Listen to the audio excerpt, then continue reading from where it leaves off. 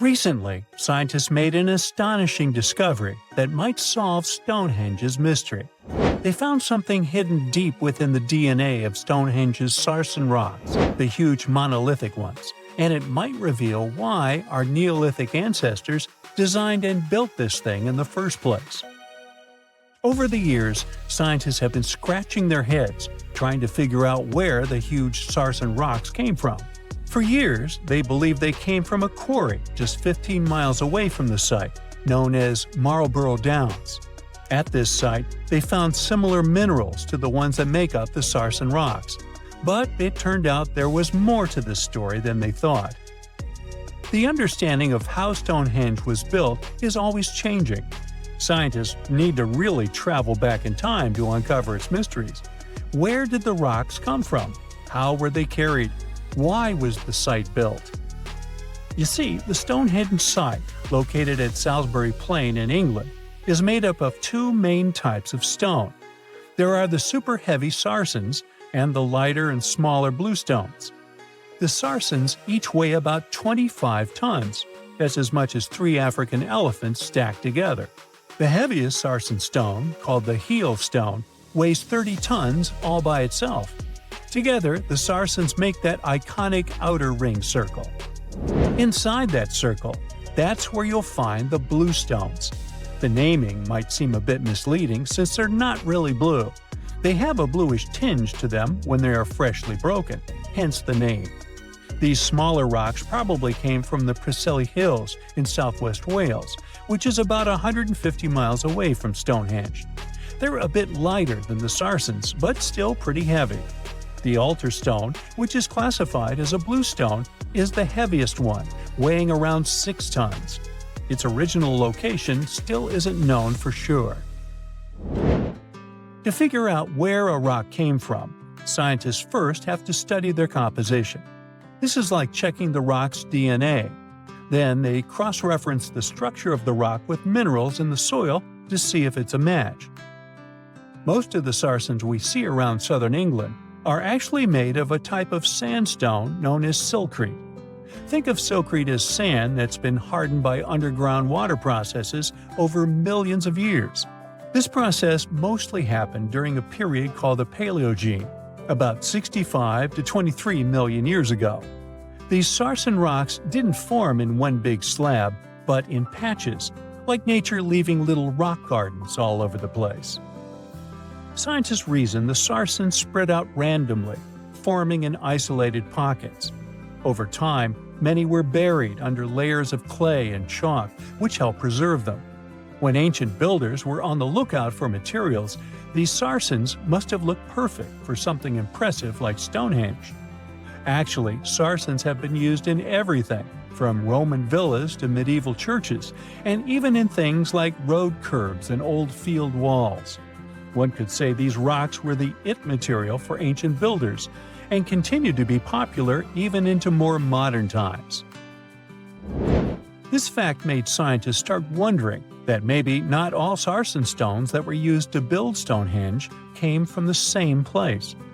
They've identified Sarsen sites all over the UK, in places such as Oxfordshire and Kent. After hundreds of years of studying the Sarsens, geologists finally had the right type of technology to determine the origin of the stones. Now, I wish I could tell you that it was some undisclosed location very far away from the site. But, as it turned out, the Sarsens were originally from Westwoods, the forest near Stonehenge. A new factor came into play when excavations uncovered empty stone holes, showing that at least 6 bluestone pillars were removed from a Preseli Hills site called Wan Main in prehistory. They had a stone circle over there, and it's believed that some of Stonehenge's rocks were recycled rocks from this more ancient circle. If this is true, it might be that Stonehenge is part of a much larger landscape of ancient sites. If this is the case, then Stonehenge is just the cherry on top of a much larger scale project. Think of it as the sacred centerpiece of an entire landscape of monuments, mounds, stone circles, and things. This is why scientists want to find out where the rocks came from so badly. It could lead to why and how Stonehenge was built. Now, Stonehenge didn't just pop up overnight. It was built in several stages over hundreds of years. It's likely that it wasn't a single unified vision, but more like a big community project that evolved over time. With each generation, the builders brought in their own ideas, creating a stone structure that would last for ages. The first stage was around 3100 BCE. That's when people dug out a circular ditch and likely set up some bluestones as sort of a starter ring. Later, they added the Saracens and even topped some of them with horizontal stones to form those famous arches you see today, also known as the trilithons. These ancient builders had some challenges on their hands. How would they move the rocks? There's an old theory known as the ice road that suggests that the rocks were moved by natural icy pathways that formed during the winter. This way, they could slide the rocks down all the way to Stonehenge. But hey, if we're talking about a distance of over 100 miles, that's not too realistic. Anyways, this theory was debunked because it was warmer back then than it is today. There's also the river theory, which suggests that the rocks were floated along the river from the quarry to the site. But if we're talking about Sarsen rocks, they're too heavy to float. So there goes that theory.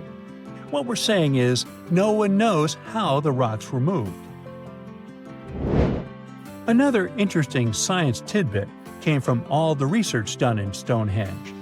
A recent laser survey of the stones revealed the different stone working methods used, and has shown that some of the parts of the monument were more carefully finished than others. In particular, the northeast side and the inner faces of the central trilithons were finely dressed. FYI, a trilithon is one of Stonehenge's most famous shapes. It's when two huge monoliths receive a third one on top of them, connecting the two together. This fancy word is simply Greek for having three stones. But anyways, the bigger question, and the reason Stonehenge is so famous, is why it was built in the first place. Theories are all over the place, and some sound like they're straight out of a sci-fi show. So here's a rundown of the most popular ideas. There's, of course, the solar calendar theory. This one supposes that the stones are aligned with the movements of the sun, especially during the summer and winter solstices. During the summer solstice, the sun rises to the left of the heel stone, that's the lone stone outside the main circle, lighting up the entire monument. Some say it's the ancient version of a calendar, marking the year's longest and shortest days.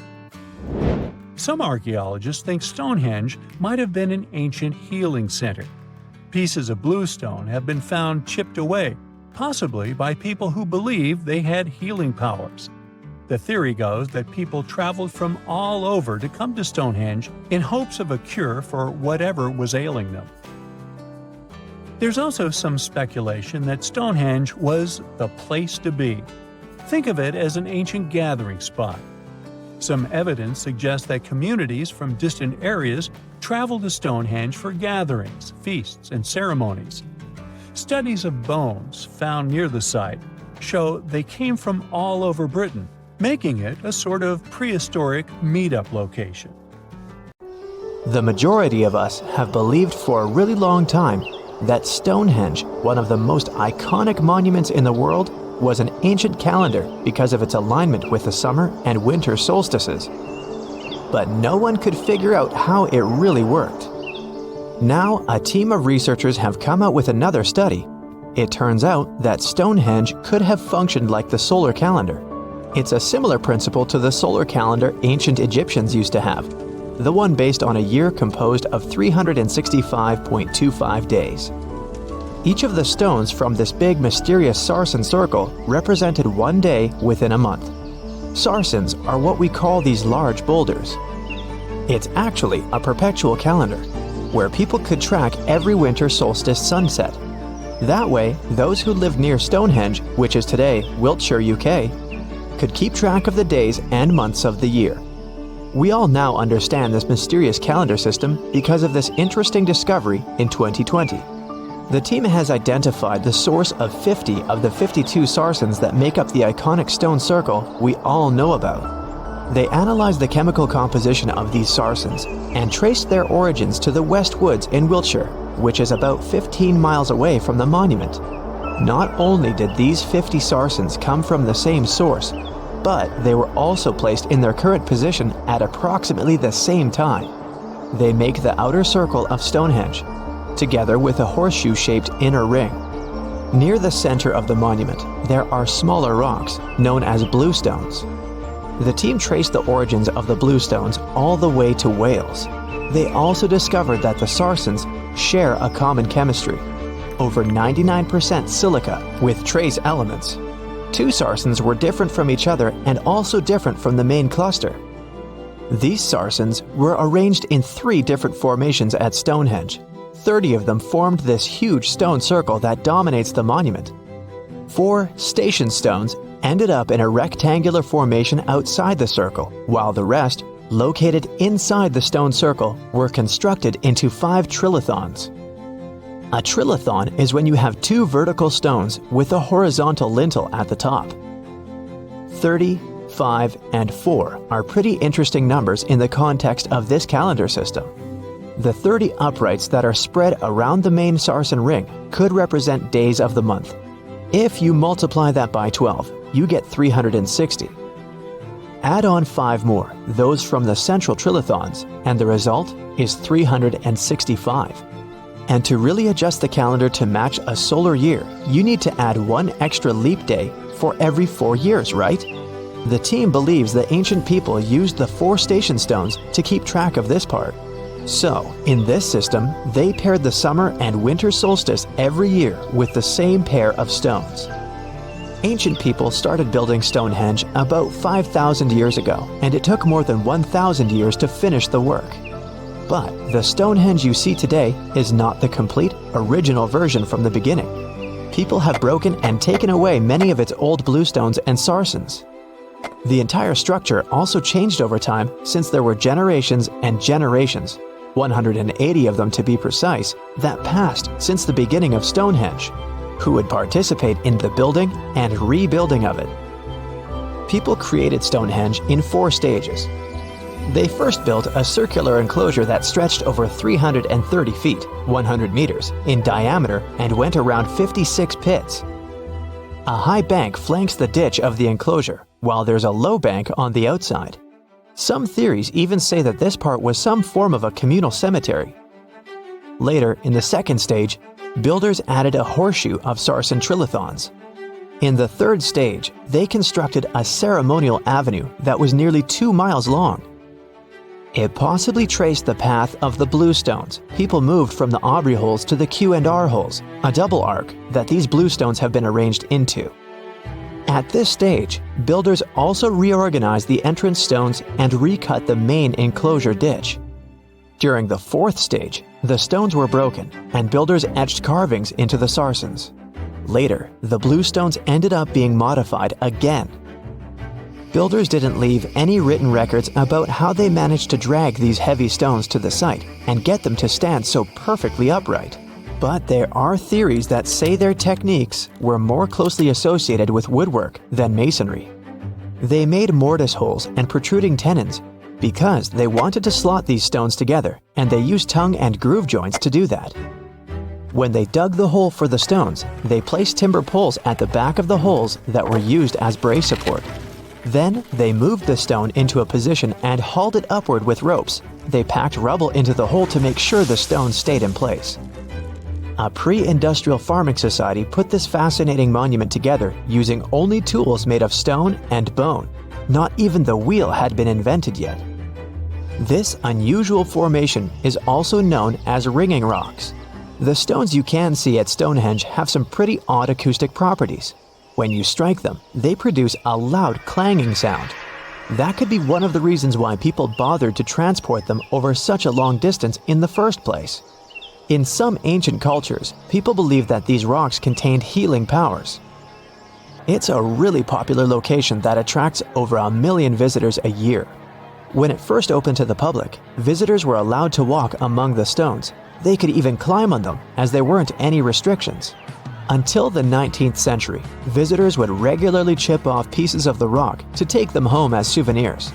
They would also engrave their initials into the stones. They camped within the circle and dug fire pits, not realizing that the digging pits could seriously undermine the stability of the entire monument. Over time, visitors have encountered more and more restrictions until the monument was finally roped off in 1997 because of the serious erosion of the stones.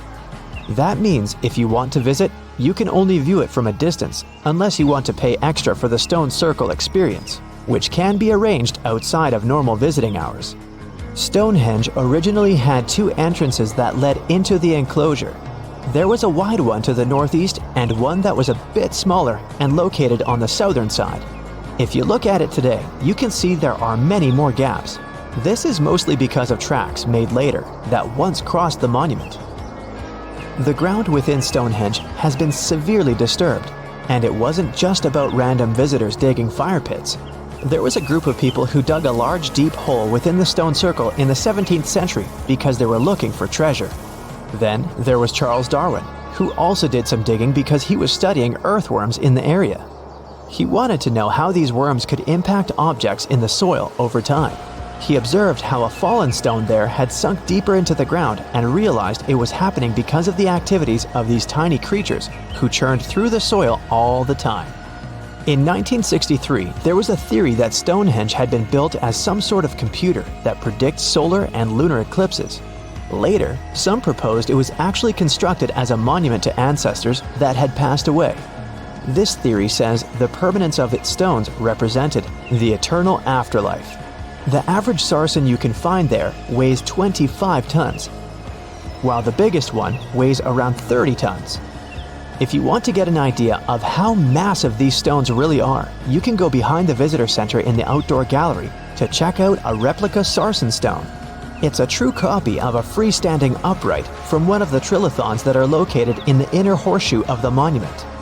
There are 5 Neolithic houses at Stonehenge based on real archaeological evidence of houses found in that area. Each of them had stake-built walls and a chalk floor. Some even had furniture. There was also a lot of trash discovered, which means people in this area used to like celebrations and feasting. Research has shown that people lived in these houses for 50 to 100 years, around 4,500 years BCE, which was the time when the builders brought the sarsen stones to Stonehenge. During the time they were building Stonehenge, generations of people went through major changes themselves, from the Stone Age to the early Bronze Age. They were no longer as static and isolated. They started to travel and trade more, which means they communicated way more than their ancestors, even internationally. This is how they could have spread the word about Stonehenge. And it's also when the whole mystery and fascination with the monument began. Stonehenge wasn't a witchy monument to travel through time. It was actually constructed as a hope to build a different future. Recent research just found out that the monument was probably raised as an attempt to reunite the Britons during a period of big division. The thread of this story lies on the altar stone, the monument's most iconic rock. For years, scientists believed that the stones used in Stonehenge, including the altar stone, came from the nearby Preseli Hills in Wales. In this scenario, Stonehenge would have been built by a local community, that is, Neolithic people who would have found easy-to-access materials to build a ceremonial mound, a sundial calendar, and a final resting place, all in one. Things changed when another discovery was made.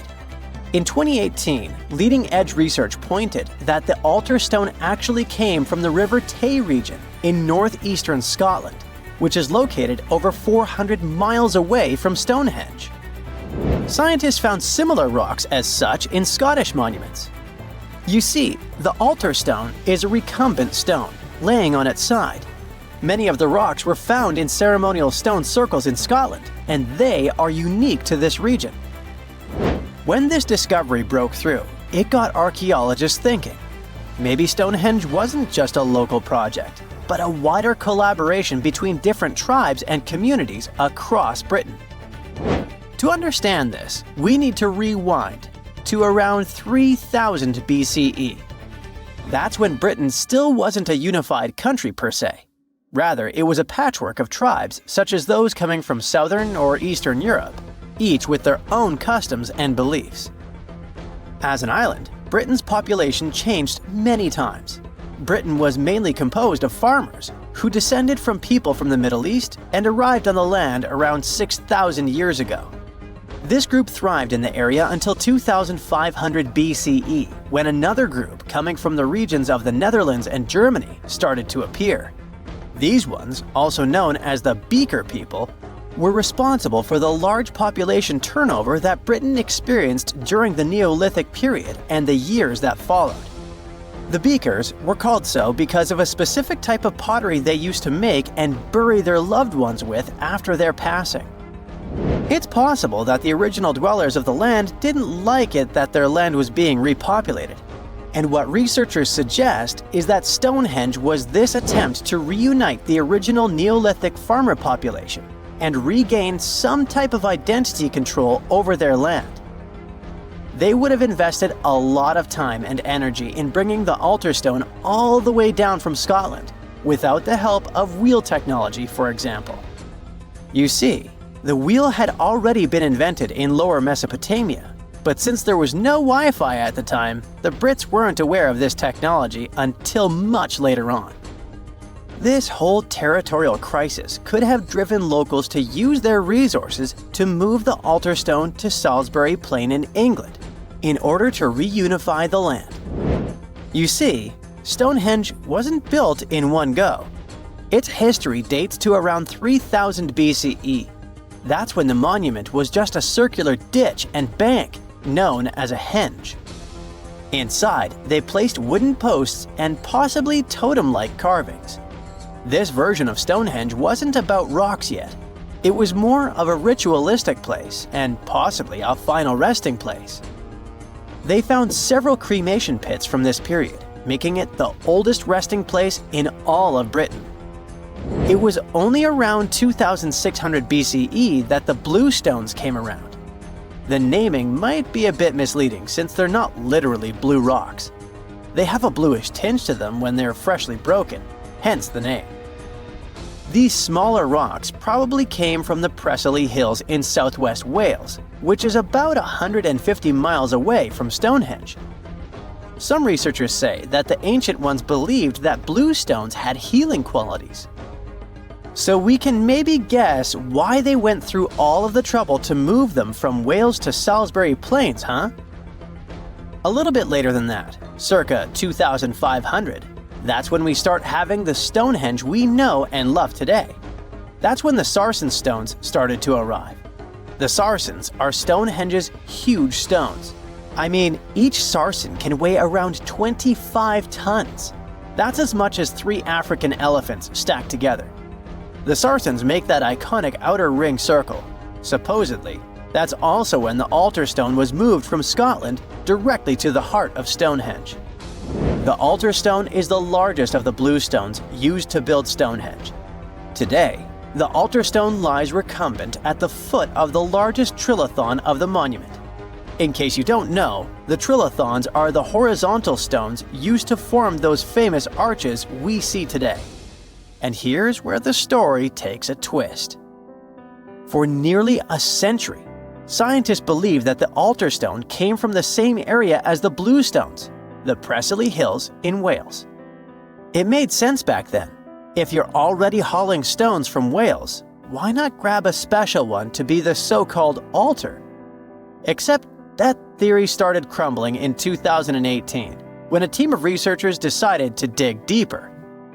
They used advanced geochemical analysis to pinpoint where the altar stone's sandstone actually came from, and it turns out it wasn't Wales. Instead, the results pointed north, specifically to the Orcadian Basin in northeastern Scotland, 400 miles from Stonehenge.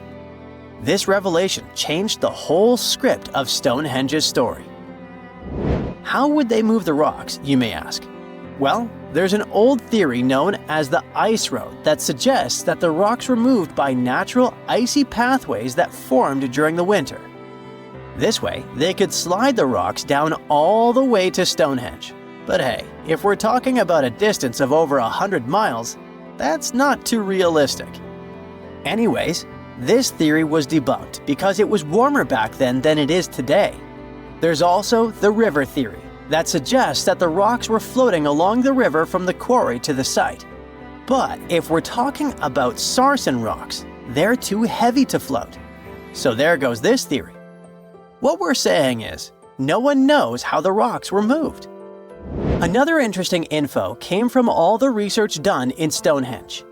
A recent laser survey of the stones revealed the different stone working methods used and has shown that some parts of the monument were more carefully finished than others.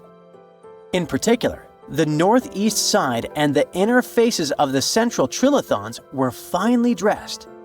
FYI, a trilithon is one of Stonehenge's most famous shapes.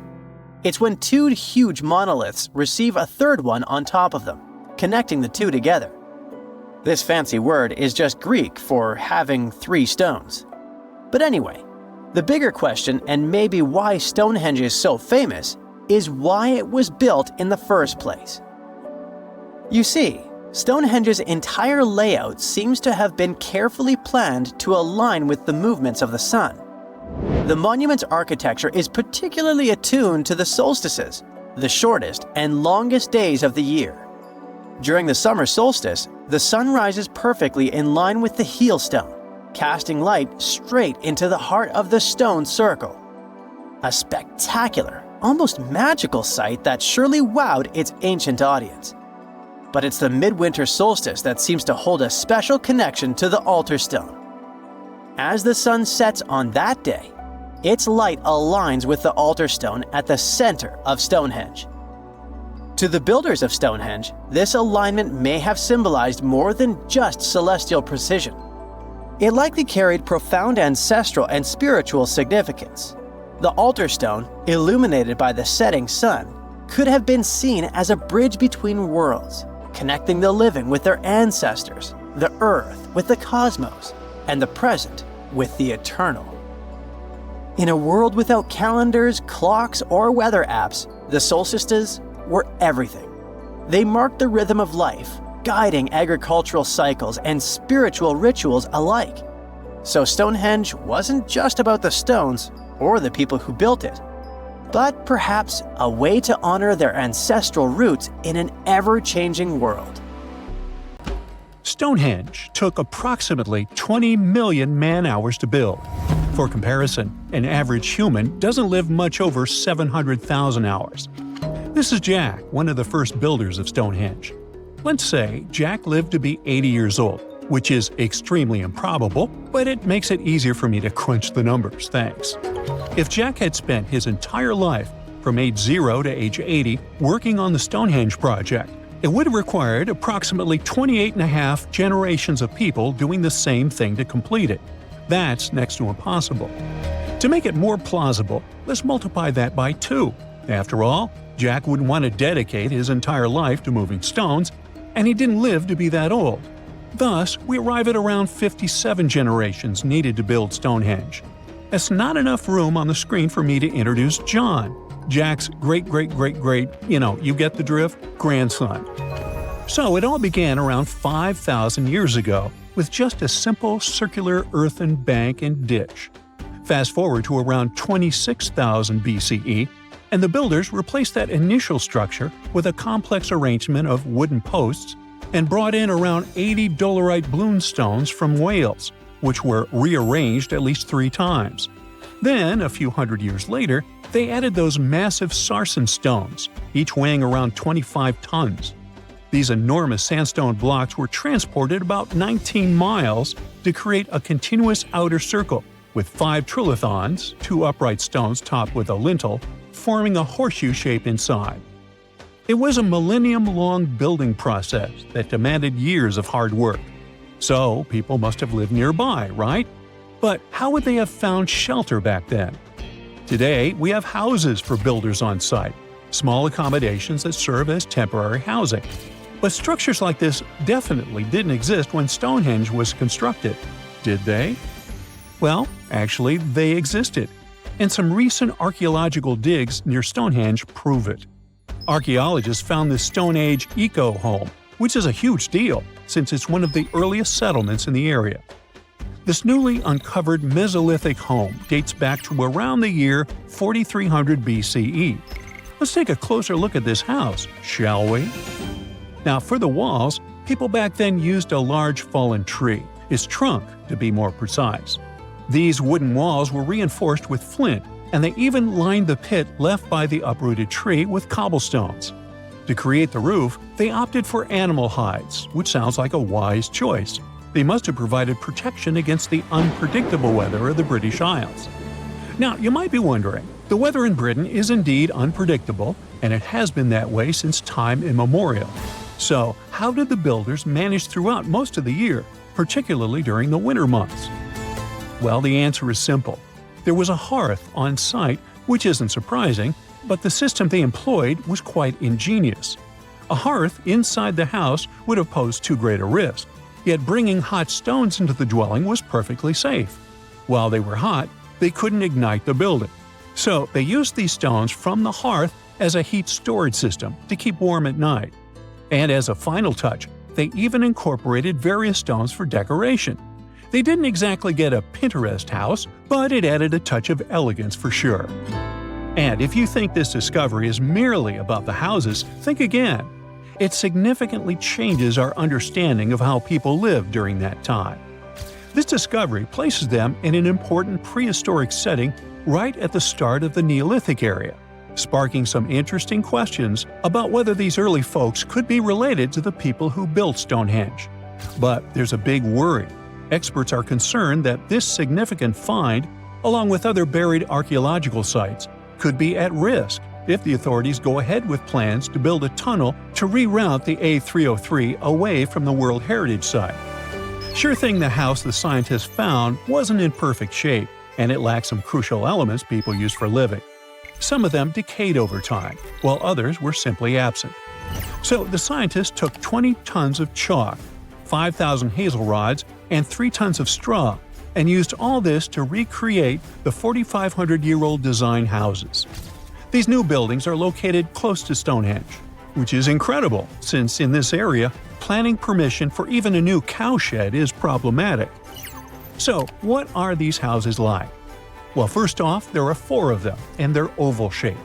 They're built on the foundation of real houses that stood there about 4,500 years ago, just around the time the Stonehenge Eco House was going up.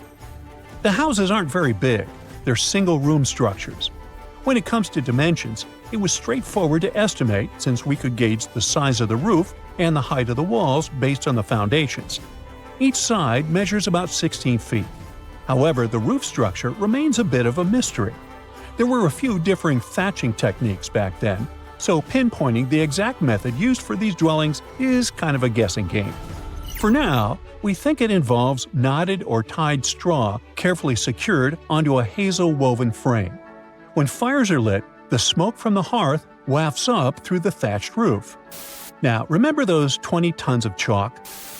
That was needed for the floors and walls. The white chalk walls and floors reflect sunlight and capture heat from the fire. But here's the kicker. The builders encountered a challenge because the ground was so waterlogged that some of the chalk floors took weeks to dry out. By the time they should have been bone dry, they were still as sticky as chewing gum. Now, it's safe to say people 4,500 years ago faced similar struggles, and we can really appreciate what they went through while building their homes. The final layer of daub was applied using rags, giving a smooth, almost shiny finish that looks surprisingly classy. The interiors are furnished with wooden and wicker beds and shelves, along with clay pots and jars, all centered around a cozy hearth. The spaces feel surprisingly roomy and are filled with light that streams in through the thatched roof, bouncing off those white walls. Plus, the woven furniture adds a nice touch of authenticity to the vibe. The fires have been lit, and the first meal, bread crafted from flour ground on a stone mill next to the hearth, has been prepared. Those who tried the bread were pleasantly surprised by its flavor, finding it quite tasty. Now, here comes the bummer.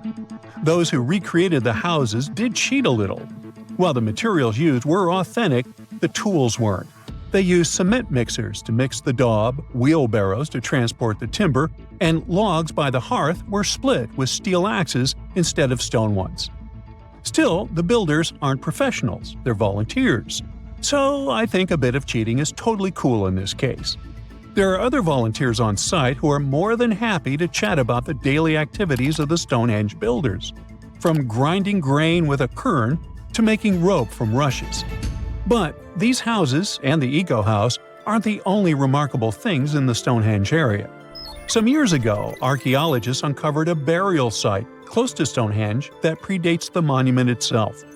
This Neolithic long barrow, dating back approximately 56 to 5,700 years, likely contains the remains of some of Britain's earliest inhabitants. The burial site was identified through aerial images that revealed its distinct shape beneath the crops. Salisbury Plain is rich with ancient sites, including Stonehenge, various mounds, and monuments. The area has remained undisturbed over the centuries, which is likely why so many ancient structures are still intact.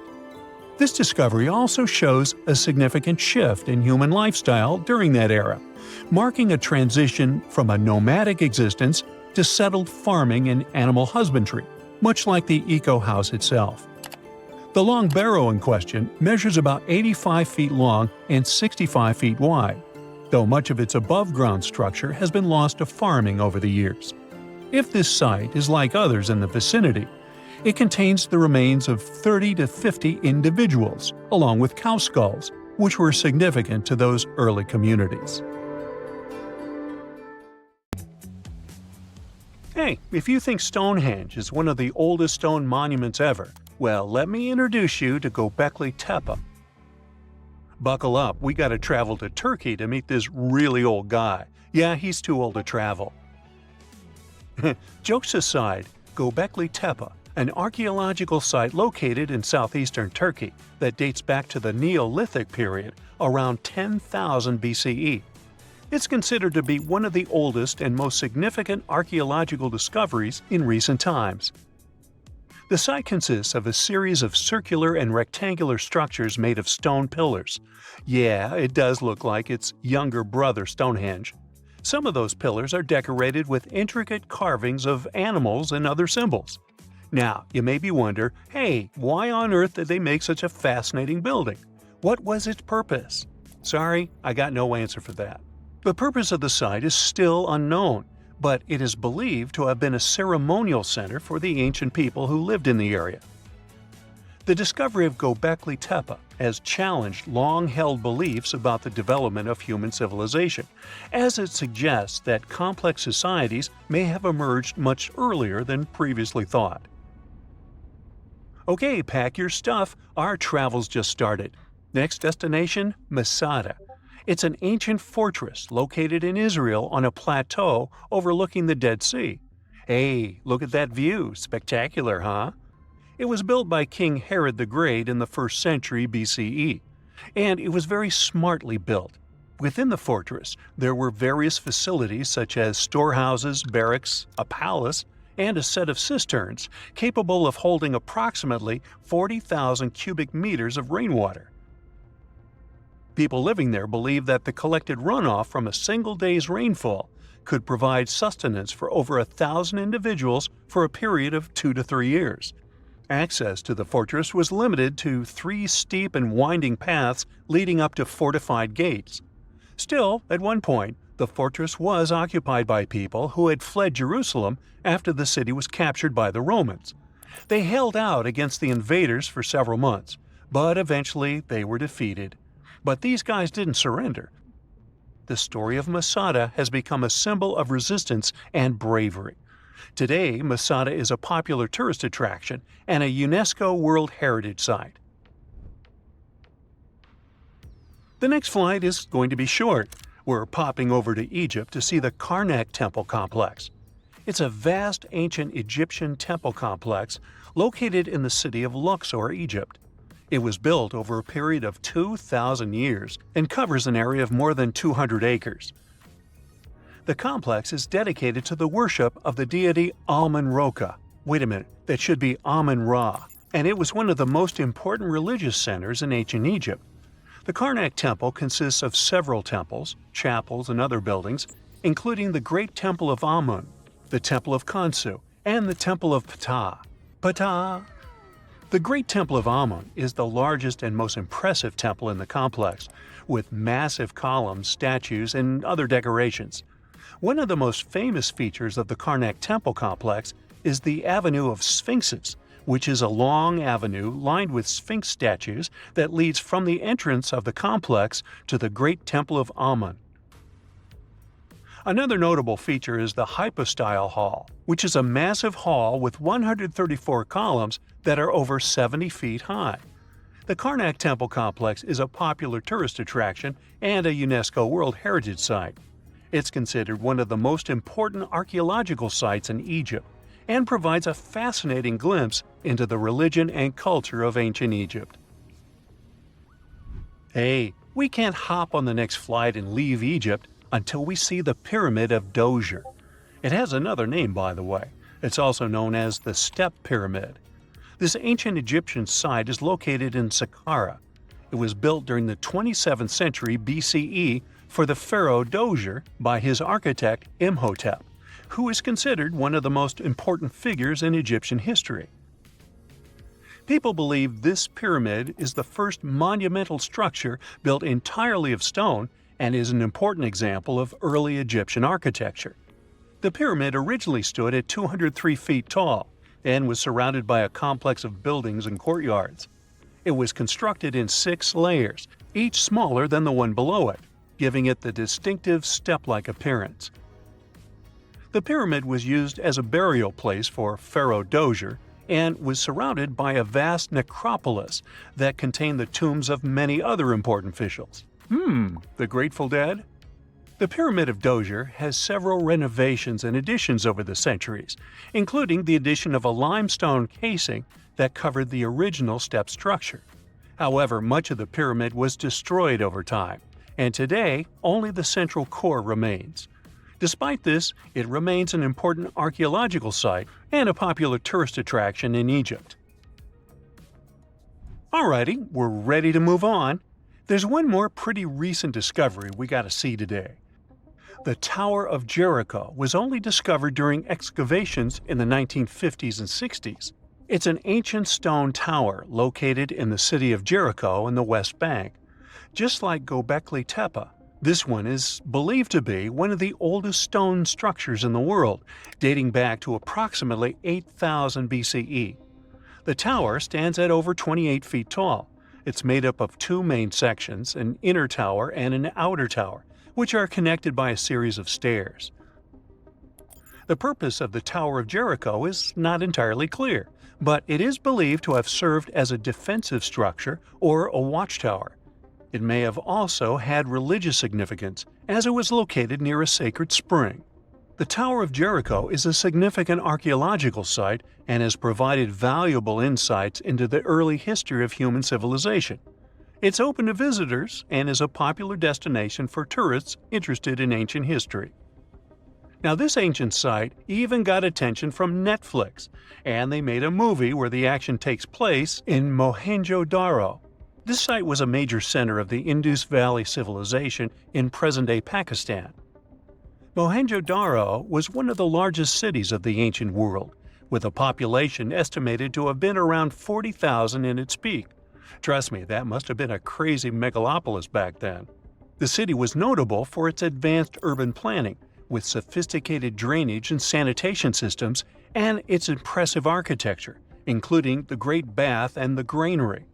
Mohenjo-Daro was abandoned around 1900 BCE, and its ruins were only rediscovered in the 1920s.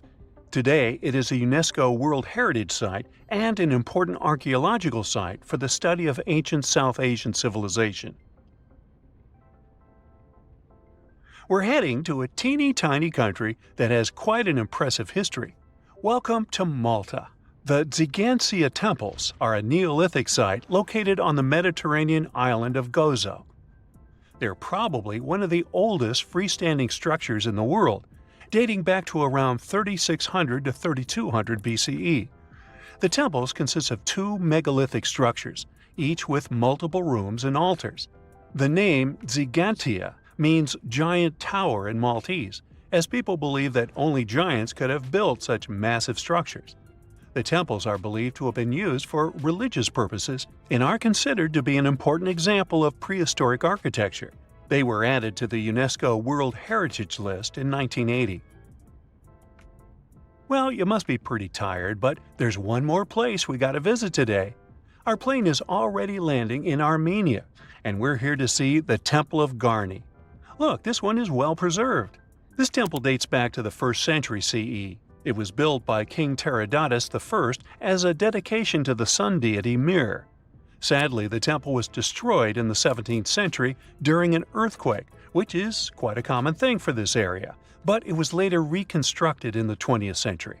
Today, it's a popular tourist attraction and is also listed as a UNESCO World Heritage Site.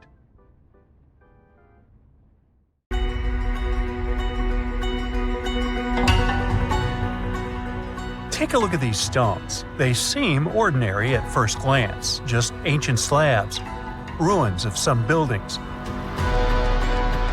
However, unlike many other archaeological finds, this one is among the most mysterious and unique. Here's why. These stones are the remains of a large temple complex called Puma Punku, located in Bolivia. Scientists aren't certain, but it's likely that Puma Punku was built by the Tiahuanaco Empire, which existed between 300 and 1000 CE, before the Inca Empire. There is no information suggesting that this civilization had advanced building technologies. Moreover, they might not have even had a writing system. Every stone was carved and polished with astonishing precision. They fit together perfectly, like pieces of a puzzle. The craft is so refined that not even a razor blade can pass between the stones. Quite impressive for people who lived around 1500 years ago. And these stones are heavy. The largest ones weighed around 130 tons. So, how did the builders transport such weight from one place to another? Scientists suggest that this civilization did not know about the invention of the wheel. So, how did they manage to build such a perfect engineering structure? Did Tiahuanaco have the knowledge and tools for stonework? Or did someone else build Puma Punku? There are several theories about this. Theory 1. There was some advanced civilization that came to South America, interacted with Tiahuanaco, built this engineering marvel, and then left. Theory 2. Some beings from another planet came to Earth, showed humans how to build perfect structures, and created Puma Punku. This theory is dubious. Another idea from this series suggests that Puma Punku was built by mythological creatures from the South American culture at that time. Theory 3, the most likely one. There is no mystery here. Tiahuanaco was indeed an advanced civilization with incredible building technologies. So, what do you think?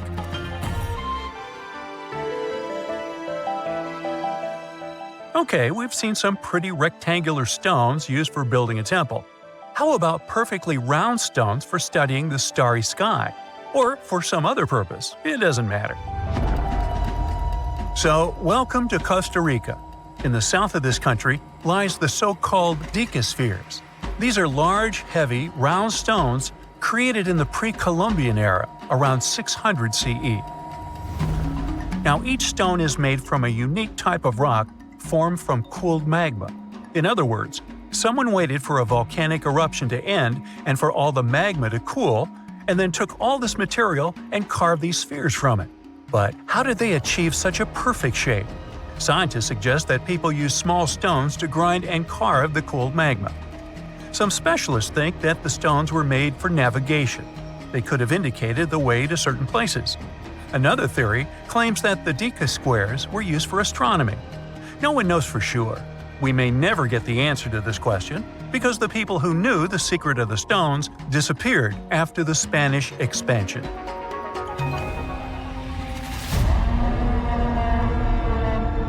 So, let's continue our journey.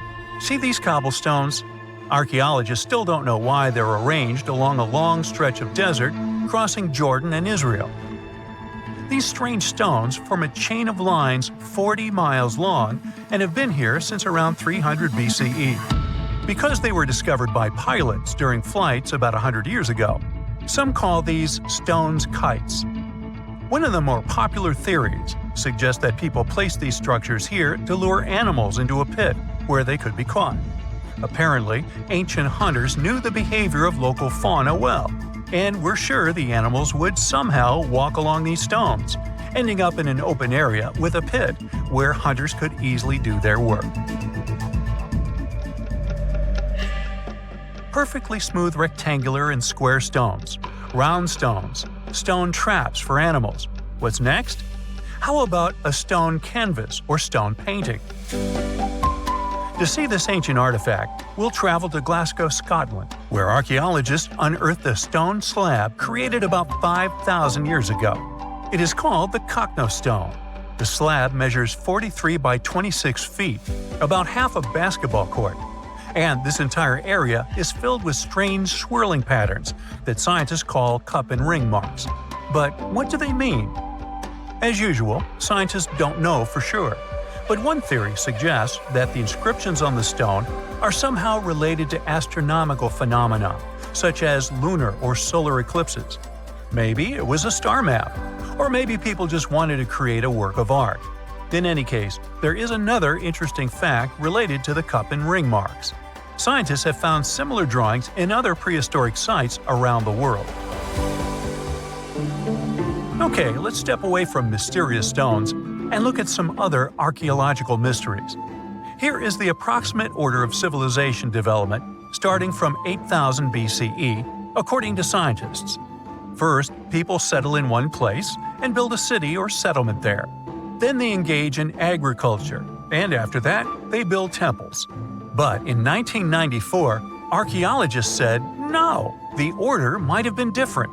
What if people first built temples to worship higher mythical beings, and only then built cities and engaged in agriculture? Let's go to Turkey, to the rural area of Göbekli Tepe, where in the mid-1990s, archaeologists discovered several stone pillars with carved animals on them. This ancient structure dates back to around the 10th millennium BCE. Now, this place is considered one of the oldest places of worship in the world. Most likely, it was built by semi-nomadic hunters who knew nothing about agriculture because it appeared in this region 5 centuries later. Now, scientists are wondering, is it true that such structures led to the settlement of the area? The answer to this question may help understand the mindset and development of humanity in many parts of our planet. So, would you like a scroll with the location of a treasure marked on it? You could say you already have one. Check it out yourself. Just Google the Copper Scroll Treasure. Download a high-resolution photo of the scroll and follow the instructions. Oops! The instructions are written in an incomprehensible language. Scientists have been trying to decipher this message since the scroll was discovered in 1952 in Qumran, and the answer is still not found. According to one theory, the scroll contains information about a large amount of silver and gold. But even if the treasure does not exist, this artifact is still quite interesting to study. It was created around 2,000 years ago, during the time when the Roman Empire ruled over the settlement of Qumran. Perhaps the local residents hid their valuables from the Roman legionnaires and left such a map for their descendants. When you approach this archaeological wonder, you won't notice anything. But if you rise into the air and look down at the ground, you'll see amazing patterns created by the people of the Nazca culture. This discovery is called the Nazca Lines. Pilots and passengers of commercial aircraft first noticed them in the 1920s and 30s during flights over Peru. These large drawings consist of geometric lines, complex images of animals, and whimsical figures. More than 2,000 years ago, people removed part of the surface soil of this land and created these patterns. But why? The Nazca Lines continue to captivate researchers and enthusiasts alike. Recent technological advancements, such as drone imagery and satellite mapping, have provided new insights into these enigmatic formations. Some researchers are now exploring the possibility that the lines serve multiple purposes, including communication with someone not from our world. And to some extent, this is true. Some scientists believe that the Nazca Lines were a ritual method for communicating with the deities of the Nazca civilization. Studying these archaeological wonders not only enriches our knowledge of the past, but also inspires us to appreciate the ingenuity and creativity of the human spirit. Deep beneath the soil in Scotland lies one of the largest Neolithic stones ever discovered. If it had been left above ground, it might have drawn more visitors than Stonehenge. But something strange happened. After excavating it, the archaeologists chose not to display it. Instead, they reburied it for good. Whatever they felt, whatever they saw, it was enough to seal the stone back into the earth. Why though?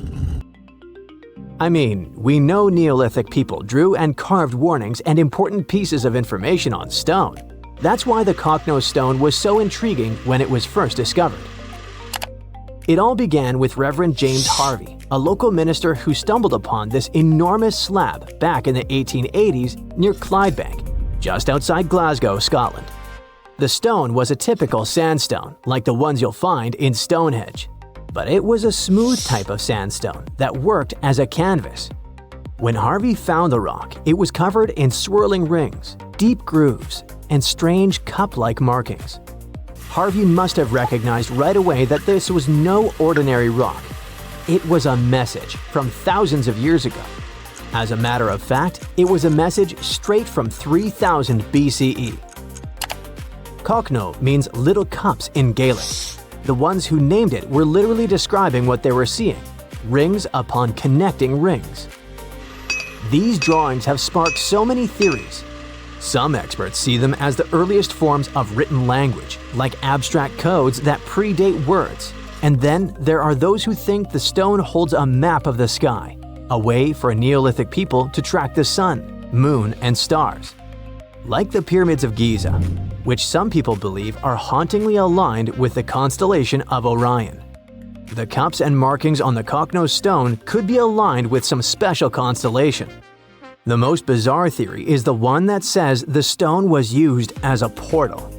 One of the scientists says that locals believed that the drawings could indicate this was a place to be reborn, a place where people could sink into the earth, only to be born again.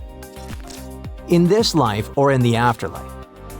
If that were true, maybe that's why they hid it, right? Not quite. In the 1930s, an archaeologist named Ludovic Mann heard about the rock and decided to visit it. This guy had an unusual idea and decided to take paint to the site and paint over the markings on the stone's surface. His weird idea had a deeper meaning though.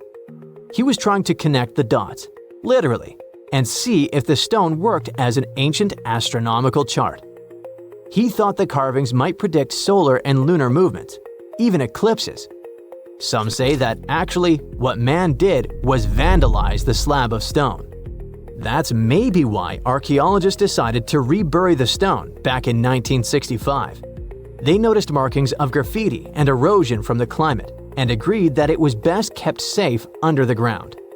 The Cocknose stone stretches roughly 43 feet by 26 feet. That's almost the size of a bus. What sets the Cocknose stone apart from other slabs of rock is how clear and complex its carvings are. Many scientists call it one of the best examples of this prehistoric art in all of Europe. The patterns that show up there can also be found at various Neolithic sites across Europe and beyond, such as Greece, France, Australia, Spain, Italy, and much more. They all share similar cup and ring markings. To be clearer, this type of prehistoric art is also known as a petroglyph. Petroglyphs are carvings made by prehistoric people right into the surface of rocks. Instead of using paint, they chipped, scratched, or pecked at the stone to create images like animals, symbols, spirals, or scenes from daily life. Yet despite all the attention, no one has cracked the code on the Cocknose stone. Instead, this is what happened. For a while, it rested quietly beneath the soil until it was dramatically unearthed back in 2016. I say dramatically because this decision shook the archaeological community. Archaeologists from the University of Glasgow decided to reopen the site to study the rock once again. But this time, Instead of exposing it to the elements, they used drones and high-tech 3D scanning to capture every groove and swirl with shocking detail. The team created a digital replica so precise it could be studied without ever touching the real thing ever again. This new approach gave hope that one day the Cockno stone might finally reveal its secrets, or at least help us understand what Neolithic people thought was worth carving into stone and hiding beneath the earth. But this digital resurrection came with a price. The real stone, vulnerable after centuries underground, had to be buried once more, shielded from the various hands and, let's face it, smelly feet of the modern world. Now, the Cockno stone sleeps once again beneath the Scottish soil. Something needs to be clear here is that although researchers haven't decoded the symbols on this rock yet, they do know one thing. Neolithic rock art was a powerful form of communication and spirituality for ancient communities. These carvings were carefully etched onto rocks, scattered across hills, grazing lands, and near water sources. They likely served practical purposes such as marking important locations or guiding seasonal movements, but their significance went far beyond that. For Neolithic people, these carved stones were deeply spiritual, acting as connections to ancestors, natural forces, and sacred landscapes. The rocks carried meaning as part of a larger relationship between people and their environment. They helped turn the landscape into a living map of both everyday life and spiritual belief. That's probably why we find it all over the world. On the subject of mysterious rocks, we need to talk about these petroglyph-filled rocks that also actually sing. I want you to meet the Kupgal petroglyphs, which are located in Bellary district of Karnataka, India. This Neolithic or Stone Age site was first discovered in the late 1800s, lost, and then rediscovered in the early 21st century. These petroglyphs were carved into the dark surface of dolerite rock. Different from the soft and tender sandstone, the dolerite rock is a hard, dark volcanic rock formed from cooled magma. This fascinating rock art focuses mainly on cattle, specifically the long-horned humped variety we still see in the region today. These aren't just random doodles. Some of the cattle are drawn solo, while others appear in scenes facing off against each other, being ridden by human-like figures or surrounded by people with bows and arrows, maybe representing hunting or capture. Beyond cattle and humans, there are a few other animals like elephants, tigers, deer, and some abstract symbols like dots, ladders, or footprints. But there aren't big narrative scenes. The most interesting thing here is that Kupgal, apart from being visually expressive and super important, also sings. Among its most unique features are the so-called rock gongs. These rock gongs are boulders with natural cup-like depressions that ring out like bells when they're struck with smaller stones, often called a hammer stone. What happens is that instead of emitting a dull thud, the rock sings. It's like Earth's own xylophone. This is a real phenomena that can also be found in other parts of the world. These so-called musical rocks emit resonant metallic tones that can be heard for hundreds of feet. Most rocks, when you hit them, don't produce sound because they absorb energy. But certain types of rocks, usually the harder ones, are more dense and at the same time elastic enough to vibrate when they're struck. In many ancient cultures, sound was used for more than mere entertainment. For many cultures, sound was used as a bridge to the divine. So researchers suggest that these gongs might have been used in spiritual ceremonies and gatherings.